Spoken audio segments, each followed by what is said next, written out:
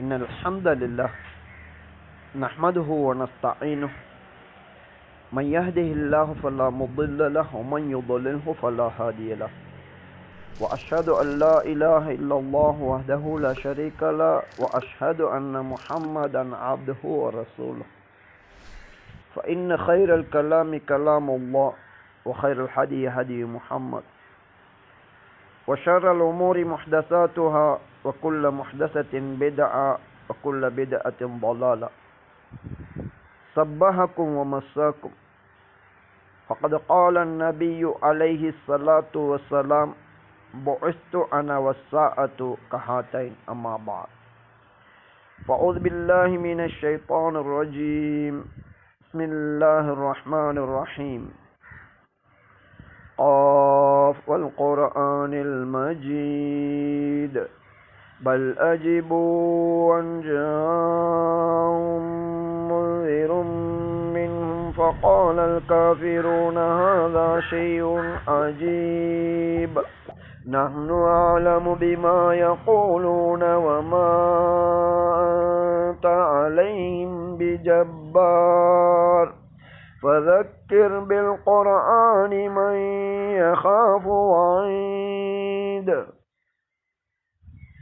அல்லாஹுவை புகழ்ந்து அவன் இறுதி தூதர் முஹம்மது அலைஹி ஸலாத்து வஸ்ஸலாம் அவர்கள் மீதும் அவர்கள் கொண்டு வந்த சத்தியத்தை உல தூய்மையோடு பின்பற்றி மரணித்து விட்ட முஸ்லிம்கள், இறுதி நாள் வரைக்கும் அதே சத்தியத்தை உல தூய்மையோடு பின்பற்றி மரணிக்கவிருக்கின்ற முஸ்லிம்கள், இந்த அனைத்து முஸ்லிம்களது பாவங்களை மன்னித்து அவர்கள் எதிர்பார்க்கின்ற உயர் சுவனங்களிலே கண்ணியமிக்க அல்லாஹ் அவர்களை நுழைவித்தருள்வானாக.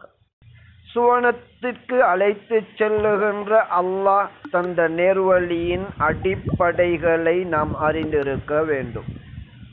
அந்த நேர்வழியிலிருந்து அதன் பிறகு அந்த அல்லாஹ்வின் திருப்தியை பெற்று தருகின்ற இபாதத் என்ற ஒரு பகுதி, அதன் பிறகு அன்றாட வாழ்வில் நாம் கடைபிடிக்க வேண்டிய முஆமலாத் பற்றிய மற்றொரு பகுதி, அனைத்திற்கும் மேலாக அல்லாஹுடைய கொள்கையில் உள்ளவர்கள் அல்லாஹ்வின் பண்புகளை கடைபிடிக்க வேண்டும். இப்படி இந்த தீனுடைய பல பகுதிகள் இருக்கின்றன. அந்த வகையில் இன்று அல்லாஹ் தன்னுடைய அடியார்கள் எப்படி இருக்க வேண்டும் என சில விடயங்களை கூறுகின்றான். 14வது அத்தியாயம் இப்ராஹிம் என்ற பெயரிலே இருக்கின்றது. இந்த புனித மாதம் துல்ஹஜ் என்ற மாதம் என்றாலே இப்ராஹிம் என்ற அந்த மனித புனிதர் அலைஹி ஸலாத்து வஸ்ஸலாம் அவர்கள் அல்லாஹ்வின் திருப்திக்காக எதனைத்தான் இழக்கவில்லை.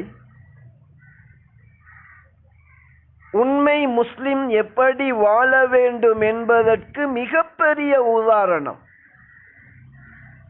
அவர்களை பற்றி பேசுகின்ற தகுதி எமக்கு இருக்கின்றதா என்று கூட நாம் சிந்திக்க வேண்டும். மனிதனின் அறிவீனத்தின் ஒரு அடையாளம் பெரும்பாலும் வெள்ளிக்கிழமை ஜும்மா தொழுகையிலே நபி அவர்கள் ஓதிய 2 ரக்காத்திலும் ஓதப்படக்கூடிய 2 அத்தியாயங்கள் இருக்கின்றன. அதில் ஒரு அத்தியாயத்தில் அல்லாஹ் கூறுகின்றான், பெருமதியானதை நீங்கள் விட்டு விடுகின்றீர்கள், அவசரமாக கிடைக்கின்ற உலகில் உள்ள நலவுகளைத்தான் தேடுகின்றீர்கள் என்று மனிதனின் பலவீனம் பற்றி அல்லாஹ் சொல்லுகின்றான். இன்னும் குறிப்பாக சொல்வதென்றால், ஒரு மனிதன் கட்டாயம் தெரிய வேண்டிய ஏற்க வேண்டிய அல்லாஹ்வின் நேர்வழியை அடைந்தவர்கள், அந்த முஸ்லிம்கள் தமக்கு எது பெறுமதியானது, தாம் எதிலே அதிக கவனம் செலுத்த வேண்டும் என்பதை மறந்து விடுகின்றார்கள். இது மனிதனுடைய பலவீனத்தின் முக்கிய ஒரு அம்சமாகும்.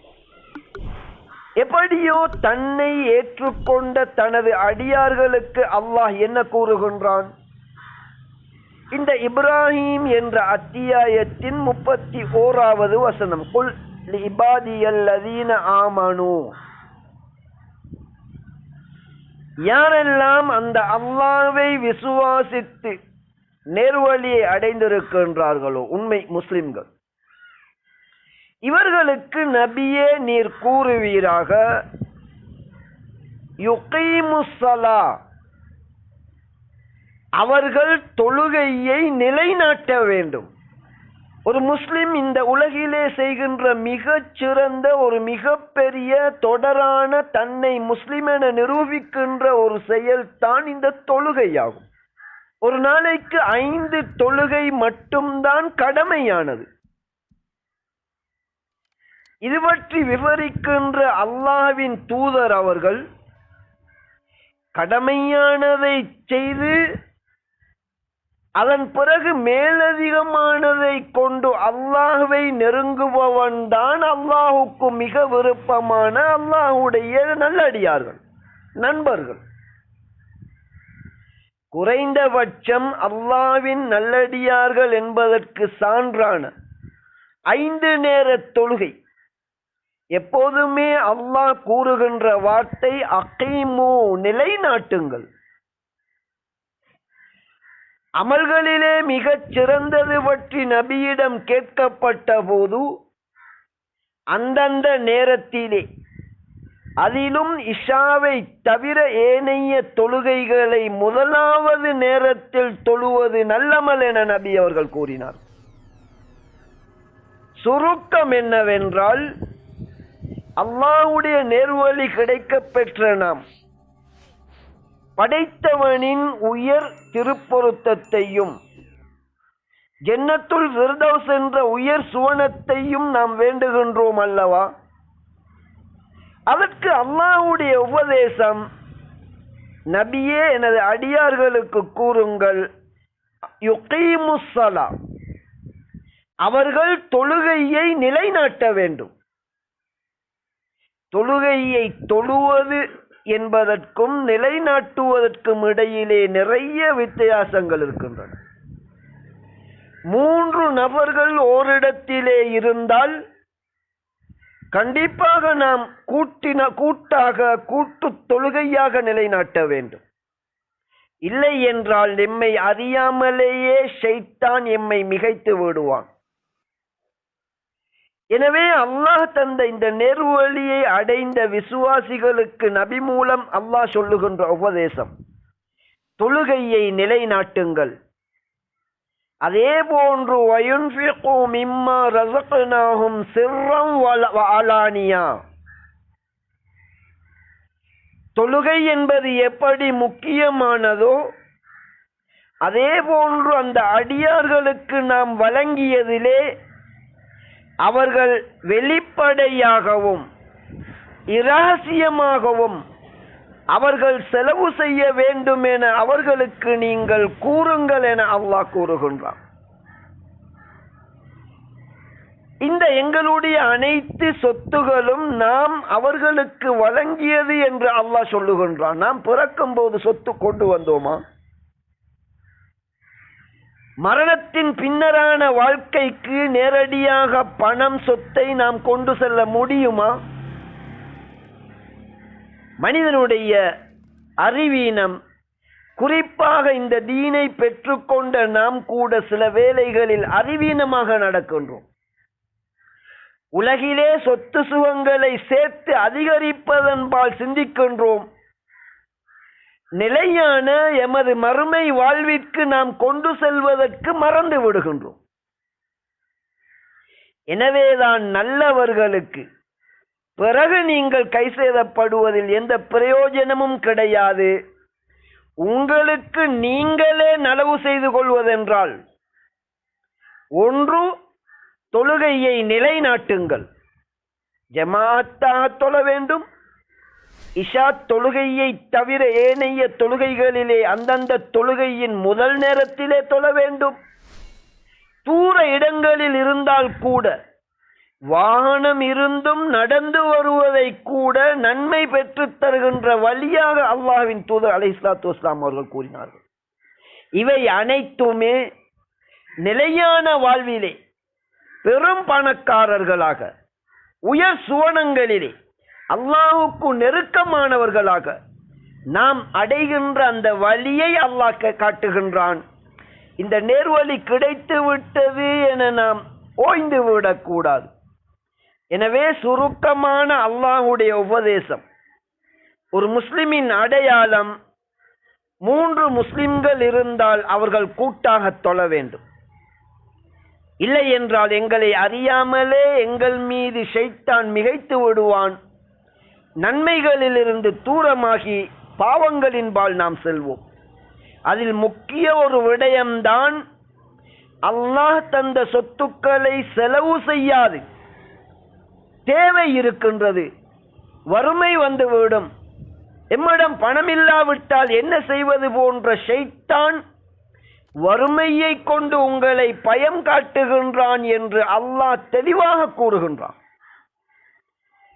ஹலாலாக உழைத்து எம்மால் முடிந்த தொகையை நாம் செலவு செய்வதென்பது இங்கே அல்லாஹ் நபி மூலம் செய்கின்ற 2 உபதேசங்களில் ஒன்றாகும். எனது அடியார்களுக்கு கூறுங்கள், அவர்கள் தொழுகையை நிலைநாட்டட்டும். அதே போன்று அவர்களுக்கு நாம் வழங்கியதிலிருந்து ரகசியமாகவும் பரகசியமாகவும் அவர்கள் செலவு செய்யட்டும். சிறிய ஒரு அமலை செய்தாலும் அல்லாஹுக்காக என்று தூய்மைப்படுத்துவது அடிப்படை கடமையாகும்.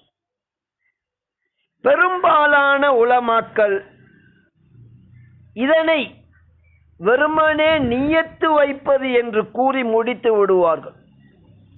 ஆனால் எந்த ஒரு அமலும் ஏற்கப்படுவதற்கு, அதாவது பரகசியமாக நாம் சதக்கா செய்கின்றோம் என்று வைத்துக் கொள்ளுங்கள், 4 பேர் பார்க்கட்டும் என்ற அந்த உணர்வை ஷைத்தான் போடுவான். நிச்சயமாக இது அல்லாஹ்வுக்காக நான் செய்கின்றேன் என்று எண்ணத்தை இஹ்லாஸ் தூய்மைப்படுத்துவது, இதனைத்தான் அல்லாஹ் கடமையாக்குகின்றான். உள்ளத்திலே ஷைத்தான் வேறு வேறு எண்ணங்களை போடுவான். உடனடியாக நாம் உள்ளத்திலே அல்லாஹ்வுடைய கூலி கிடைக்க வேண்டும் என்பதற்காக செய்கின்றேன் என்று உள்ளத்தை தூய்மைப்படுத்துவது கடமையாகும். அது இல்லாமல் தொழுகை, நோன்பு போன்ற விடயங்களிலே நியத் என்ற பெயரிலே இவர்கள் சில வார்த்தைகளை கண்டுபிடித்திருக்கின்றார்கள். இது குர்ஆனிலும் கிடையாது, ஹதீஸிலும் கிடையாது. எப்படியோ அல்லாஹ்வுடைய திருப்திக்காக ஒவ்வொரு அமலையும் நாம் செய்ய வேண்டும். நேர்வழி கிடைக்க பெற்ற முஸ்லிம்களாகிய நாங்கள் தொழுகையை நிலைநாட்ட வேண்டும். அல்லாஹுக்காக செய்கின்ற இந்த தொழுகை ஒருபுறம் என்றால், அல்லாஹ் தந்த சொத்துக்களிலிருந்து எம்மால் முடிந்தவரை ரகசியமாகவும் பரகசியமாகவும் செய்ய வேண்டும். பரகசியமாக செய்வதென்பது மக்களிடம் நல்ல பெயர் வாங்குவதற்கல்ல. யாருக்கெல்லாம் செலவு செய்கின்ற பாக்கியம் கிடைக்கவில்லையோ அவர்கள் எம்மை பார்த்து செலவு செய்வார்கள் என்ற நிலை இருக்க வேண்டும். எதுவாக இருந்தாலும் இஹ்லாஸ் என்ற தூய்மை இல்லாவிட்டால் எந்த அமலுக்கும் கூலி கிடையாது. ஆகவே இன்றைய எமது நேர்வழி பெற்றவர்களுக்கான அல்லாஹ் சொல்லுகின்ற உபதேசத்தை உங்களுக்கு மத்தியிலே நினைவூட்டி இருக்கின்றேன். எனவே நேர்வழி கிடைக்க பெற்றதன் பிறகு எந்த சுவனத்தை எதிர்பார்த்து நாம் செயல்படுகின்றோமோ, அல்லது எல்லோரும் கேட்கின்ற அந்த உயர் சுவனம், அந்த சுவனத்திற்காக ஒரு போராட்டமே நாங்கள் நிகழ்த்த வேண்டும். நீங்கள் எந்த அளவு அல்லாஹ்வை நெருங்குகின்றீர்களோ அதற்கு ஏற்ப உங்களுடைய வாழ்வில் சோதனைகள் அதிகரிக்கும். இதுதான் உலுல் அஸ்ம் என்று குறிப்பிடப்படுகின்ற நபிமார்களில் ஒருவரான இப்ராஹிம் அலைஹிஸ்ஸலாத்து வஸ்ஸலாம் அவர்களுடைய வாழ்க்கையை எடுத்தால் அனைத்துமே சோதனை. முதல் எதிரி தங்களுடைய தந்தை, முழு ஊரையும் எதிர்த்து நிற்க வேண்டிய நிலை, திருமணம் முடித்து நீண்ட காலம் பிள்ளைகள் இல்லை, பொறுமை காக்க வேண்டிய நிலை. ஏறக்குறைய ஹதீஸ்களிலே வருவது போன்று 80 வயதை தாண்டியதன் பிறகுதான் குழந்தை பாக்கியம் கிடைக்கின்றது. கிடைத்த குழந்தையை அறுத்து பலியிடுங்கள் என்ற கட்டளை எங்களுக்கு உங்களுக்கு சொல்லப்பட்டிருந்தால் செய்திருப்போமா? அல்லாஹ் பாதுகாக்க வேண்டும். எனவே நாம் சிறிது வெட்கமும் பட வேண்டும். சாதாரண நல்லமல்களில் இருந்து நாம் பின்வாங்கிவிடக் கூடாது. அல்லாஹ்வுடைய உபதேசத்தை நினைவுபடுத்தியதன் மூலம் வெறுமனே உயர் சுவனத்தை நாம் கேட்பது மட்டும் போதாது. அல்லாஹ்வுடைய திருப்தியை பெறுவதற்கு நாம் போராட வேண்டும். அதில் ஒரு இன்பம் இருக்கின்றது. சோதிக்கின்ற அதே அல்லாஹ் நாமே வியக்கும் விதத்திலே நாம் உறுதியாகவும் உண்மையாகவும் இருந்தால் நாம் நினைக்காத அபிவிருத்தி, பிரச்சினைகளுக்கான தீர்வு, இதனை அல்லாஹ் வாக்களிக்கின்றான். எனவே நாம் மனதிலே பதிக்க வேண்டிய விடயம், நேர்வழி பெற்ற நல்லடியார்களுக்கு நபி மூலம் அல்லாஹ் சொல்லுகின்ற விடயம், தொழுகையை நிலைநாட்டுங்கள். நாம் வழங்கியவற்றிலிருந்து ரகசியமாகவும் பரகசியமாகவும் செலவு செய்யுங்கள். இவ்வாறு நடப்பதென்பது அல்லாஹ் எப்படி எச்சரிக்கின்றான் என்றால், மின் கப்லி அன் யஅதிய யௌமுன், இப்படியே நீங்கள் கடந்து கொண்டிருக்கின்றீர்கள், ஒரு நாள் வரும். ஒரு நாள் வரும், இந்த உலகிலே நாம் உழைக்கின்ற அந்த வியாபாரம், அதே போன்று நெருங்கிய நட்புகள், உலகிலே மிக பெரிதாக கருதுகின்ற இவை எந்த பிரயோஜனமும் தர முடியாத ஒரு நாள் வரும். அங்கே நீங்கள் வியாபாரம் செய்து சொத்துக்களை பெருக்க முடியாது. எந்த ஒரு உதவியும் செய்யக்கூடிய நெருங்கிய நண்பன், அப்படி ஒரு நண்பன் அங்கே இருக்க மாட்டான். அத்தகைய ஒரு நாள் வருவதற்கு முன்னர் உங்களுக்கு தரப்பட்டிருக்கின்ற அந்த உழைக்கின்ற சந்தர்ப்பங்கள், இவற்றை பயன்படுத்திக் கொள்ளுங்கள் என அல்லாஹ் உபதேசிக்கின்றான். நெருவழியை தந்த அந்த அல்லாஹ்வின் உயர் திருப்திக்காக அதிகம் அதிகம் உழைப்பதற்கு முயற்சிப்போமாக. அவனது மன்னிப்பையும் கொண்டு உயர் சுவனங்களை அவனிடம் பிரார்த்திப்போமாக. ஃபஸ்தக்ஃபிரூஹு இன்னஹு ஹுவல் கஃபூர் ரஹீம். இன்னல் ஹம்தலில்லாஹி நஹ்மதுஹு வ நஸ்தஈனுஹு மன் யஹ்திஹில்லாஹு ஃபலா முضل லஹு வ மன் யுضللஹு ஃபலா ஹாதிய லஹு வ அஷ்ஹது அன் லா இலாஹ இல்லல்லாஹு வஹ்தஹு லா ஷரீக லஹு வ அஷ்ஹது அன்ன முஹம்மதன் அப்துஹு வ ரசூலுஹு فإن خير الكلام كلام الله وخير الهدي هدي محمد وشر الأمور محدثاتها وكل محدثة بدعة وكل بدعة ضلالة أما بعد. அல்லாஹ்வுடைய கருணையை நாம் சிந்தித்து பார்த்தால், அல்லாஹுக்கு வழிபடுவதற்கு ஒரு நன்மைக்கு குறைந்தது 10 மடங்கு கூலி தருகின்றான். அதே நேரத்தில் எந்த கூலியும் இல்லாமல் அவனுக்கு இபாதத் செய்கின்ற கடமை எம்மீது இருக்கின்றது. அப்படி ஏன் கடமையாகின்றது? இதன் பின்னால் வரக்கூடிய வசனங்களிலே இந்த உண்மையை கூறுகின்றான். சுருக்கமாக நினைவுபடுத்துகின்றேன். அந்த அல்லாஹ் வானம் பூமியை படைத்திருக்கின்றான். வானிலிருந்து நீரை இறக்கி இருக்கின்றான். அதன் மூலம் உங்களுக்கு உணவுகளாக பழங்களை விளையச் செய்கின்றான். கடலிலே செல்லுகின்ற அந்த கப்பல்களை உங்களுக்கு வசப்படுத்தி தந்திருக்கின்றான். அருவிகள், ஆறுகள், இவற்றிலிருந்து பிரயோஜனம் அடையும் விதத்திலே அவற்றை உங்களுக்கு ஒழுங்குபடுத்தி தந்திருக்கின்றான்.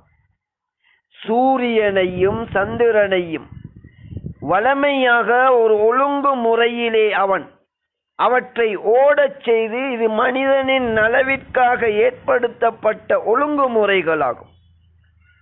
இந்த இரவு பகல் மாறி மாறி வருவது கூட மனித வாழ்விற்கு அவசியமான படைத்தவனால் ஒழுங்கமைக்கப்பட்ட விடயமாகும். இறுதியாக வஆதாக்கும் மின் குல்லி மா சஅல்துமூஹு, அந்த அல்லாஹ்விடம் நீங்கள் எதனை வேண்டினீர்களோ அவை அனைத்தையும் அல்லாஹ் உங்களுக்கு தந்திருக்கின்றான். எந்த அளவிற்கு என்றால் வஇன் தஅது நிஅமத்தல்லாஹ், அல்லாஹ்வுடைய அருட்கொடைகளை நீங்கள் எண்ணி பார்த்தால் லா துஹ்ஸூஹா, உங்களால் அதனை கணக்கிடவே முடியாது. ஒவ்வொன்றும் அல்லாஹ்வுடைய அருள். ஆரம்பத்திலேயே அருள் வழங்கப்பட்டதற்காக அல்லாஹ்வுக்கு இபாதத் செய்வதென்பது, அடிபணிவதென்பது கடமையாகும். ஏற்கனவே தரப்பட்ட நலவுகளுக்கு நன்றி செலுத்துகின்ற நாம் அல்லாஹ்வுடைய கருணையால் எமது கடமையை நாம் செய்வதற்கு கூட அல்லாஹ் கூலி தருகின்றான். இதன் பிறகும் அந்த கடமைகளிலே நாம் பொடுபோக்காக இருந்தால் மனிதன் எவ்வளவு நன்றி கெட்டவன். எனவே அல்லாஹ் சொல்லுகின்றான், இன்னல் இன்சான லவலூமுன் கஃபார். இந்த மனித புத்தி, எங்களுடைய பாசையிலே சொல்லுவார்கள், இந்த மனித புத்தி இருக்கின்றதே மடையன். எது பெருமதியானது, எது கட்டாயம் செய்ய வேண்டியது என்பது அவனுக்கு தெரியாது. எனவே இந்த உலகிலே மயங்கி தன்னை அழித்துக் கொள்கின்ற செயல்களிலே ஈடுபடுவான். அதே போன்று பெரும் நன்றி மறந்த தன்மை மனிதனிடம் இருக்கின்றது. நன்றி மறந்த தன்மை. இவ்வளவு நலவுகளையும் தந்த அந்த அல்லாஹ்வுக்கு ஏற்கனவே செய்த நலவுகளுக்கு நன்றி செலுத்துங்கள் என்று அல்லாஹ் சொல்லுகின்றான். மிகப்பெரிய கருணையாளனான அல்லாஹ் எமது கடமையை நாம் செய்ததற்காக அதன் பிறகும் மிகப்பெரிய கூலியை தருகின்றான். எனவே சுருக்கம், நேர்வழி தரப்பட்ட நாம் ஒவ்வொரு உண்மையான முஸ்லிமும் தொழுகையை நிலைநாட்ட வேண்டும்.